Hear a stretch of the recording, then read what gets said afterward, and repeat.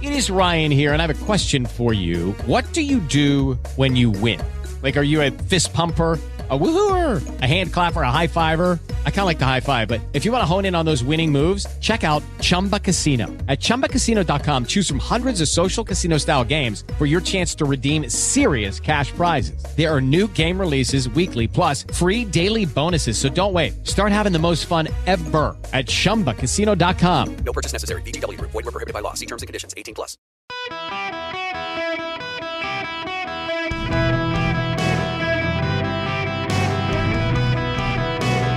Welcome to the Eric Erickson Show podcast, Hour 3. Greetings, conversationalists. Welcome. It is Eric Erickson here across America. Glad to have you with me today. The phone number is 877-973-7425.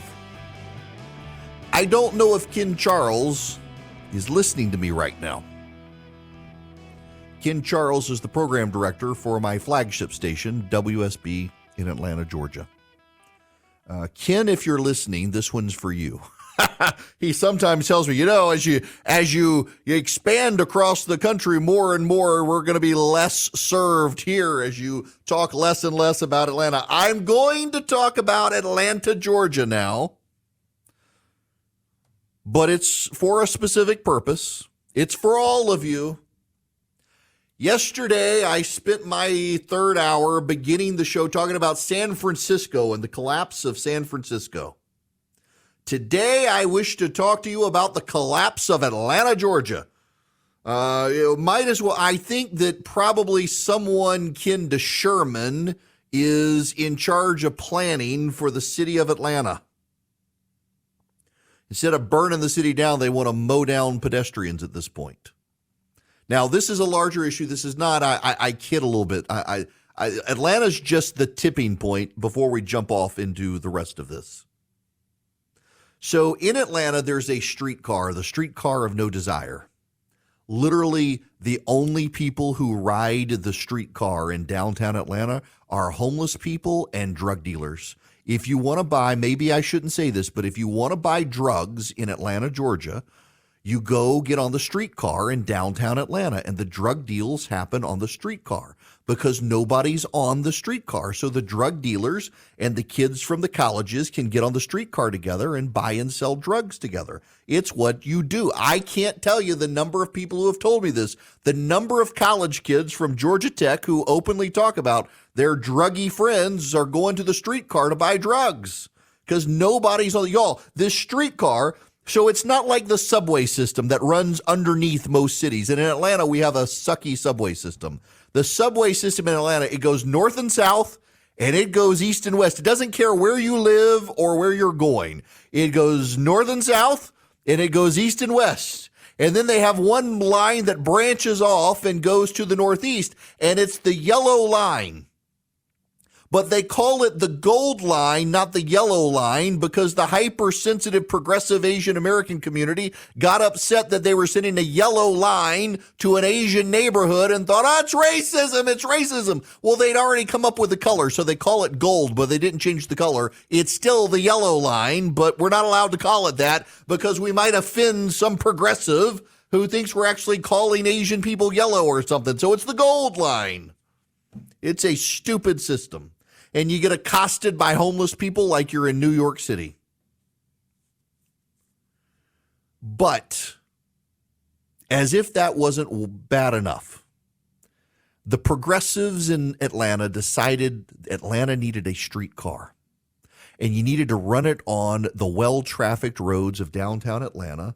And you needed to expand it and block traffic and slow everyone down. And the streetcar can't move any faster than the rest of the traffic. No one knows what to do with it still. And nobody rides the damn thing. Y'all, this thing is empty in the middle of the day and in the middle of the night. There's nobody on the streetcar. It's the streetcar of no desire. And so the geniuses in Atlanta who are in charge of the system, instead of abandoning the streetcar and giving it up and scrapping it and handing those lanes back over to cars, do you know what they've decided to do? Expand it. That's right. They're going to expand it. Now get a load of this. Get a load of this. particularly if you live in the metro Atlanta area, you should listen to this number. I'm not making this number up. They're going to expand the streetcar of no desire 2 miles. 2 miles. Do you know how much it's going to cost to expand the streetcar 2 miles right now? Before they begin building it, the estimate, and remember, in infrastructure, the estimate is always the low dollar amount. It's going to be more than this. The estimate to build 2 more miles of a streetcar literally only drug dealers and homeless people use is $230 million. More than $100 million per mile to build a streetcar extension that nobody wants. Now, where are they going to put it? This is the genius part of this. And bear with me here. Those of you who are in Greenville, South Carolina, you're in Hartford, you're wondering, why the hell do I care? Oh, you're going to care. You're going to care. Just pay attention to me. So for 2 more miles, for $230 million, they're going to build this thing onto what's called the Beltline. So there was a railroad track in Atlanta, and it was abandoned by the railroads, and it was handed over to the city, and it's become this urban green space. And it's a giant, wide sidewalk that people can walk, and you can go all over the Atlanta on this streetcar, on this former railroad track. It's now this big sidewalk. People bike it, they run it, they jog it, they walk it. They're out there with strollers. There are now a bunch of businesses that back up to it, and so you have bars on the Beltline. It's actually really kind of cool. It's the East Side Beltline, and there are a number of bars and breweries that have built up, so you can go walk, grab a beer, walk up the sidewalk. It gets you into the big park in Atlanta, Piedmont Park. It gets you to Pont City Market, which is an old factory they renovated. There's a Williams-Sonoma there and a lot of restaurants.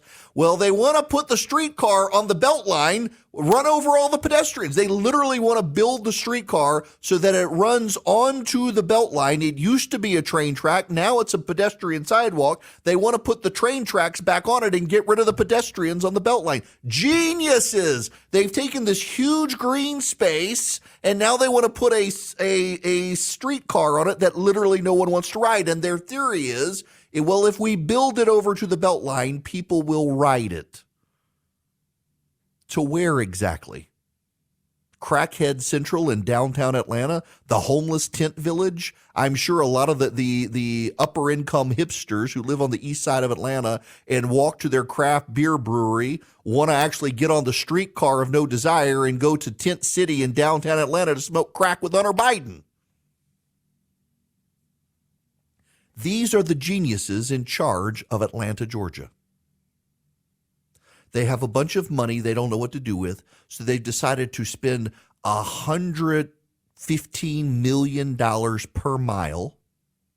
I did that math in my head, by the way, without a calculator. I'm impressed with myself. They want to spend $115 million per mile of train track for a streetcar that no one wants except the progressive urban planners. And there's the jumping off point for the rest of you. There have been some great innovations in urban planning. Take the Beltline in Atlanta, or you know what, the green space in Greenville, South Carolina. It's kind of an untapped gem. It's in upstate South Carolina. I got a new affiliate there, very large station, goes all the way from Asheville, North Carolina, down to Columbia. The signal does, WORD. It's in Greenville, South Carolina. I love Greenville, South Carolina. They have this amazing green space downtown. They've got these great sidewalks. They've got this walkable area, the little bridge that goes over the falls there. You can head out to Travelers Rest. You can, where Furman is, you can ride your bikes. It's fantastic. Urban planning. Downtown, there's this great Westin Hotel, the Poinsett, and it's very walkable. The streets are very walkable. The access is very walkable. It's gorgeous, and it's been a great design for Greenville, South Carolina. But in Atlanta, Georgia, Atlanta is not Greenville. And in Atlanta, Georgia, they decided to put the streetcar in the middle of the road and then add bike lanes to reduce the amount of lanes available for cars. most of the people who live in the Atlanta area commute downtown to work. And now they've gone from having 4 lanes of traffic to maybe 1 lane of traffic with a streetcar and bikers on the other side of them, and it's clogged up everything. And you don't have a subway system that gets anybody anywhere they want to go. And the urban planners have decided that's fine. We would rather people stay in their cars idling, contributing to smog, than actually allow them ingress and egress of the city to get to where they want. And you know what? If they're slow and stuck in traffic, they can get carjacked and killed, and maybe we'll have less of a population. That's the mindset of the people who do these things, it seems to me. They want you to be carjacked in your car, stopped at a stoplight with 2 lanes of traffic now instead of 5 or 6 lanes of traffic, slow you down, let you cause pollution, and then you get shot and killed by the kids selling the water bottles that you don't want, the squeegee guy. It's a horrible third world hellhole they're turning the place into with this streetcar that nobody desires that's going to get 2 more miles for $230 million because the urban white elite planners of America have decided we've got to be more like Europe. Everybody's got to stick a corn cob up their butt, get an accent, and pedal everywhere they want to go because God forbid you have a car. We are Americans. We are fundamentally different from the Europeans. All of the great white urban planning schemes, and it is a bunch of crackers, you got to admit, it is a bunch of really, really white people who want you women to not shave your armpits, and they want you to have a bike, and they want you to have a little basket, and you speak Dutch and wear clogs and go wherever, just like in the Netherlands. It's such a glorious, glorious thing. That's what they want, turning us into European cities by making us walk everywhere instead of being able to drive our cars. And they're like, we need more trains. White people love trains. We need trains across the nation. Never mind, you go to the airport and get on a plane, you get there a hell of a lot faster. But the Europeans, they have trains everywhere. Did you know that in France, they've stopped allowing commuter planes because of global warming? You got to take the train now. That's what they want here, trains. Do you know you go 500 miles in any direction in Europe, and you're in a different country with people speaking a different language? It's how they kind of evolved. In this country, you go 500 miles in pretty much any direction, you're still in the freaking United States of America. In Texas, you go 1,000 miles in any direction, and you're still in Texas. And they have Southwest Airlines to commute people between cities instead of a train service. You get there faster, more likely to get there on time. And in this country, it's the urban white progressive planners like we need to get rid of airplanes and cars, and we need to put people in trains and streetcars filled with homeless people and drug addicts. Can we please stop doing urban planning in the United States of America based on what the freaking Europeans did? Do you know how many world wars the Europeans have won compared to the United States? We've won 2 of them. The Europeans, they've lost all. Do you know how many World Series championships the Europeans have won? None. SEC championships, absolutely none. Super Bowls, none. Not a single Super Bowl has been won by a European country. And yet the white progressives want us to live like Europeans, wearing wooden shoes and pedaling bikes everywhere instead of actually being able to ride our car in downtown Atlanta or downtown Charleston or anywhere else. It's gotten ridiculous. And now the white progressives have taken over Atlanta, and they want to spend $230 million to build 2 miles for a streetcar literally no one except the homeless and crackheads want. And then they want to actually build it on top of this green space that everybody walks on. Doesn't matter whether it's Atlanta or Greenville or New York or Chicago or Los Angeles or San Francisco. The urban planners have decided that they want a vision of Europe imposed on America instead of actually listening to Americans and doing what Americans want, which is cheap gas to go distances in comfortable cars and not be bothered by homeless people with water bottles and squeegees or the crackheads on a streetcar of no desire. The sooner we stop listening to these people, the better off we'll be. Maybe, just maybe, we should stop funding urban planning from progressives who want streetcars. Welcome back. It's Eric Erickson here. The phone number 877-973-7425. As I mentioned earlier, JP Morgan Chase's CEO Jamie Dimon is not a fan of Bidenomics. He says, I'd be careful about that in reference to President Biden's economic theory that rejects trickle-down policies in favor of focusing on the middle class. The president claims, this is from CNN, that middle-class focus is the driving force behind the U.S. economy's success. Diamond's not convinced. It's a tough question to answer, he said. In an interview with The Economist, Diamond classified Bidenomics largely as industrial policy, a strategy that specifically encourages or subsidizes particular industries such as manufacturing. He said he's in favor of some industrial policy lately for the first time in his life, but only as it relates to national security and competitiveness. There shouldn't be social policy around that. It shouldn't be political. It should be purely economic. But of course, it was very political with all the environmentalist nonsense put into it. He's got a point, though. Listen, I am increasingly of the mindset that when our major military planners, the Department of Defense, and the outside experts are all saying, hey, we've got a real supply crisis when it comes to the military, we probably do need, as a matter of national security, to spend money to build the bulk of our weapon systems and the key components here. Not only that, our antibiotic supplies, particularly for generics, need to be here. If China tomorrow said, you know what, no shipments of anything to the United States, we would be up a creek. The absurdity of us making microchips and other parts for our weapon systems, particularly our missiles, in China is absurd. I'm not a big factory. We need to bring back manufacturing factories to this country. We can build a lot of this stuff abroad cheaper. I think we need to ally source it instead of just outsourcing to China. Source it to our allies. Spend money helping them. We should be spending taxpayer dollars in India to help the Indian companies build up their manufacturing to be able to make our products for our markets cheaper. We can't build a lot of stuff here as cheap because of environmental rules, labor rules, the economics of it, the cost of living here. We can't. You don't want to spend $10,000 on an iPhone, and neither do I. But it doesn't need to be made in China. But then there are things that we need to support here, like steel production in this country. China produces way more steel than anyone else. We've got to bring that back to this country. But not only that, we've got to bypass the environmentalists and actually dig and drill in this country. We can't harvest and extract a lot of the rare earth minerals and raw minerals in this country because of environmental regulations. We've got massive lithium sources in this country we're not allowed to tap because of environmentalists. We've got other rare earth minerals and nickel and things like that in this country we're not allowed to get because the environmentalists are upset with us. And then meanwhile, China's going around the world buying up rare earth mineral mines and property rights, and we're not doing that either.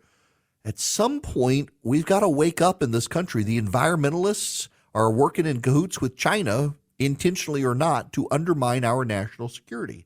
And I think Diamond's right. Jamie Dimon is right that take the politics out of it. Don't subsidize the cause celeb of the left or the right. Subsidize and engage with the national security industry in this country. Break apart some of the aerospace manufacturers. Get them back to independent companies. Do business with all of them. Prop them up. Allow diversity and ideas to thrive there. We like diversity in business. Make diverse businesses. Greetings. Welcome. It is Eric Erickson here. The phone number is 877-973-7425. Mike, you're going to be up next. Welcome to the show, Mike. How are you? Oh, hello, you there? Yep, I'm here. Oh, yeah, sorry, thought I lost you. Yes, my question was regarding your last segment, regarding, manufacturing jobs that we can't afford to do in the U.S., and hence they end up over in China, unfortunately. Is there some way, a way through the government to encourage these jobs moving into places like Central America or South America? Because, I guess it's almost to kill two birds with one stone. We hear with the immigration issue and the southern border that these are all people that have no opportunities and they have to come to the U.S. to find work. Well, can't we, instead of paying China for all this manufacturing, can't we set up shop in these Latin American countries instead? Yeah, that's actually something that both the Democrats and Republicans are exploring, and not just there, but in places like India and elsewhere. We've done this with the North American Free Trade Agreement in Mexico for the private sector. But what the government has explored doing is providing economic incentives to American companies setting up shop in these areas of the world to build out their manufacturing facilities and train. In fact, we've got, for example, in Chile and in El Salvador, even in parts of Mexico, we've got areas of those countries that are extremely pro-United States that have well-trained. Chile is a great example of this, and Peru. You've got great people who have embraced free market economics. They're well-educated. They've got access to natural resources, like, for example, in Chile and Peru, nickel, lithium, copper, things like that. We should be, and in fact, have I think a growing economic consensus on the Democratic and Republican side that we've got to do that. I call it ally shoring. People talk about offshoring our stuff or outsourcing, ally source it, ally shore it, however you want to say it. Is we don't have to outsource to China. That is a choice businesses are making, to outsource to China. We don't have to do that. What we can do, and I would argue what we should do, is we should outsource to countries that have our back, outsource to countries that share our values, outsource to countries that want to be allies with us. So that means Taiwan, although that's perilous given the situation. Vietnam and Thailand are pro-America. The Philippines as well. India, increasingly so. We could outsource to India. We could outsource to Peru. We could outsource to Chile. We could outsource to El Salvador, create good jobs there, help their governments become more stabilized by bringing in better economic resources. We could do this. It's a choice to do it or not to do it. And I think it makes a lot of sense for us to do because a lot of people will say, well, bring it all home, bring it all back to the United States, bring everything back here, create jobs here. There's a problem with that. Some of you may disagree with me on whether or not we should. I don't think we can for a variety of reasons, but chief among them is cost. Americans have a higher standard of living than someone in India. That's just a reality. Someone in India can live on $1,000 comfortably. Someone in this country can't. So to pay someone in this country to do the job that you could do in India for a lot less, you got to pay higher wages. The costs of labor are higher here. The costs to produce are higher here. The environmental regulations are more here.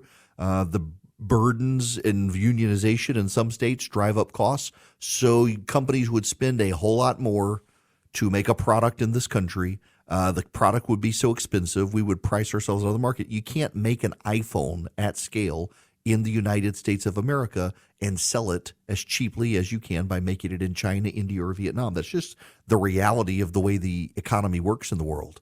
Americans have a higher standard of living, so it costs more here. And so we don't want to do that for a lot of stuff. But for our national security, we probably do want to bring every component of our weapon systems home. We probably do. And we do have this situation where over the years we had major, what do we have? Martin Marietta, we had Lockheed, which is now Lockheed Martin. You had Boeing and Northrop Grumman, and you had Lockheed, and you had Martin Marietta, and you had a bunch of other weapon systems. And over time, a lot of them merged.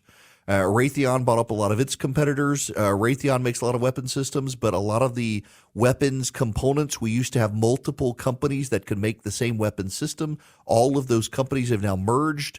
Each of those companies had their individual suppliers for the components. When those companies merged, they got rid of some of the suppliers. They consolidated, the suppliers merged. So now we have maybe one or two subcontractors for a contractor who makes a weapon systems for one of the weapons contractors. We have really ended diversification. It's kind of funny for all of the hullabaloo over diversity, skin color diversity in particular on the left. Neither the left nor the right has paid any attention to the diversity of our weapons manufacturers. They have allowed so much consolidation, it's now working against us at a national security level. Dwight Eisenhower, there's this scene, if you've ever watched The Crown, there's the scene where he supposedly is going to come to Buckingham Palace, doesn't wind up pulling off, but the queen gets a tutor. She wants to know what is Dwight Eisenhower concerned with so she can relate to him, and her tutor tells her the military-industrial complex. In fact, Dwight Eisenhower was deeply concerned with the military-industrial complex. That, in effect, the military outside vendors of the private sector could become so powerful as to dictate the terms of national security and the direction of this country. He was very concerned about it. At this point, we need to be concerned that we actually have a military-industrial complex, because a lot of it is so outsourced component-wise, it becomes a burden for us to be able to navigate our industrial policy in terms of building weapons. We got to think about that. Now, I need to move on because I need to talk about farts. I have to talk about gas. Y'all, I continue to believe that Robert Kennedy Jr.'s campaign is actually being funded by outside parties as a way to hurt Donald Trump. I do. This is, if I, everybody has conspiracies they believe. Everybody has conspiracies, no matter how kooky they are. You may believe in lizard people. You may believe that the JFK assassination was done by the CIA. A lot of people believe that. You may believe in the alien spaceship conspiracy theory circulating these days. My conspiracy theory is that RFK Jr.'s campaign was put up by people as a way to hurt Donald Trump. Now, what am I talking about? Well, Donald Trump, if you paid attention, he's sitting at about 50 some odd % in the national public opinion polling averages for the Republican primary. So a lot of Trump supporters are looking at Kennedy at 20 to 25% within the Democratic Party. They're looking at Joe Biden deciding he won't compete in Iowa or New Hampshire. He's going to focus on South Carolina instead. Iowa and New Hampshire's delegates will not be seated at the Democratic convention. RFK is making a big play for him. You got a lot of Trump supporters thinking, you know what? I'm going to go vote for RFK. Operation Chaos, baby. All over again. We are going to sow chaos on the Democratic side.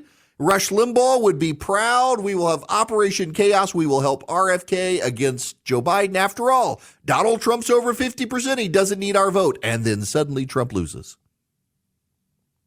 I'm convinced that RFK is an inside operation to disrupt Trump's nomination on the GOP side. But he's taken it very seriously. Page 6 is the gossip portion of the New York Post. Page 6 regrets to report that a press dinner to boost Robert F. Kennedy Jr.'s presidential campaign descended into a foul bout of screaming and polemic farting Tuesday night. Now, back in the day, just for perspective here, back in the day, Rush Limbaugh got taken off the air in Chicago and other places because he did a segment on the hazard of women farting in their cars. And people thought he was saying farting, which at the time was unacceptable. This is the late 80s, I think 1989, 88 or 89. Rush Limbaugh was taken off the radio literally in multiple markets during a monologue about women farting in their cars. Now, he was using the word farting, F-A-R-D-I-N-G, which means to put makeup on. And he was talking about the dangers of women drivers farting in cars, women applying makeup while driving. He thought it was hilarious. The listeners thought it was hilarious. Certain program directors of radio stations across America were horrified, and they yanked him mid-monologue, not realizing what he was talking about. And here I am talking about farting, the passing of gas on radio, and it's no big deal, and nobody is offended except for one person in Rio Linda who's angrily banging on the keyboard right now to tell me I'm using profanity. The White House hopeful attended an affair at Tony's on the Upper East Side of Manhattan, no doubt hoping to impress on the ladies and gentlemen of the Fourth Estate his worthiness to sit behind the Oval Office desk once occupied by his uncle. but a shouting match over climate change broke out between two boisterous old men, sending the evening down an extremely unfortunate path of boomer gas. The gaseous exchange, to which page 6 bore reluctant witness, began. Oh, they were there. The writer was there. A guest asked Robert Kennedy, founder of the ecological organization Waterkeeper Alliance, about the environment. And it seemed that the mere inquiry was enough to set off apparently drunk gossip columnist turned flack Doug Deckert, the host of the event, who became enraged and screamed at the top of his lungs, "The climate hoax!" Meanwhile, octogenarian art critic Anthony Hayden Guest, who appeared to have been sleeping happily for most of the dinner, was roused by the abrupt rumpus. He suddenly opened his eyes and denounced his longtime pal Deckert, calling him a miserable blob. "Shut up," implored Hayden Guest. Hayden Guest tells us he was not asleep. "I was just thinking," he told us, and says he's the one who asked the question about the environment. Deckert continued to scream wildly about the climate change scam, while Hayden Guest peppered him with verbal volleys from across the table, calling him variously effing insane and insignificant. Meanwhile, Kennedy watched the events unfold calmly. Here, it seems, Doug Deckert sensed the need for a new rhetorical tact and ripped it loudly. A prolonged fart into the room, yelling, "I'm farting." The room, which included a handful of journalists, as well as Kennedy's campaign manager, former Representative Dennis Kucinich, were stunned, seemingly unsure about whether Deckert was farting at Hayden Guest personally or at the very notion of global warming. The candidate maintained a steady composure in the face of the crisis. Former Page 6 reporter Flo Anthony attempted to change the subject, telling Kennedy how much she admired his father. Sadly, another guest brought it back to climate change, and more yelling ensued. Okay. Here we have my goodness. Apparently, at least the dude who pooted in the room apologized for it. This is kind of insanity, folks. This is what you expect from Robert Kennedy Jr. And it's all a bunch of old boomers. Nobody cared. Why even do this sort of dinner? Good grief. Let alone have it be on the record.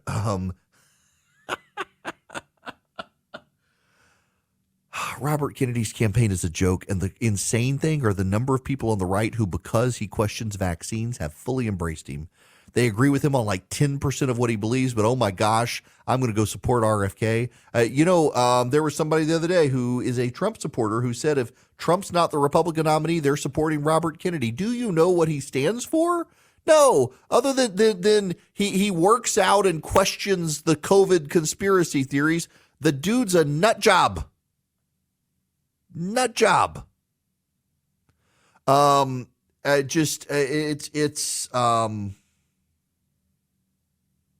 Robert Kennedy's campaign exists for the gullible and the uninformed. And I'm convinced it is a sleeper campaign designed to cost Trump the Republican nomination. He has no business running. He's a nut who believes that anyone who questions global warming should be put in jail. That's actually what Robert Kennedy believes. If you don't believe in global warming, you're supposed to go to jail, according to Robert Kennedy. And you want this guy to be president? No. Hello there. Welcome. It is Eric Erickson here. I'm going to take my wife to the mountains in a little while after I finish some work and some ad reads for Charlie, and we'll see if she wants to go have a date with me. So at the end here, I want to spend a moment on Instant Pot. The company was purchased by private equity and is going bankrupt. And one of the things that is being spun on this is, I think, absolute garbage. Listen to this spin. What doomed the Instant Pot? How could something that was so beloved sputter? Is the arc of kitchen goods long but bends towards obsolescence? Business schools may someday make a case study of one of Instant Pot's vulnerabilities, namely it was simply too well made. Once you slap down your $90 for the Instant Pot Duo 7-in-1, you were set for life. It didn't break, it didn't wear out. The company hasn't introduced major innovations that make you want to level up. As a customer, you are one and done, which might make you a happy customer, but is hell on profits and growth performance metrics. That's something that people say that is not true. You know how I know? KitchenAid. I have the same KitchenAid mixer that I have used for 15 years, and I abuse it. The amount of dough it needs in my house, the amount of cookies it makes and cakes it makes, and it has worked like a charm for 15 years. We haven't gone out and bought another KitchenAid mixer. The idea that you can make a product so well that no one needs to buy a new one so the company goes out of business is crap. It's mismanagement by private equity. That's what it is.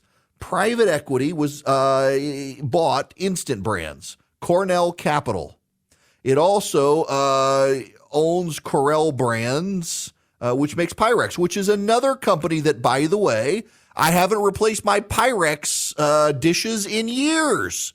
I think we've got the same Pyrex we've had since we've been married 23 years ago. High quality products,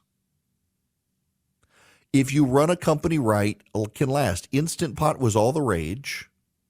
Bought by private equity. I'm sure they piled a bunch of debt into it as well. Private equity doesn't make money selling products. Private equity makes money on selling debt, among other things.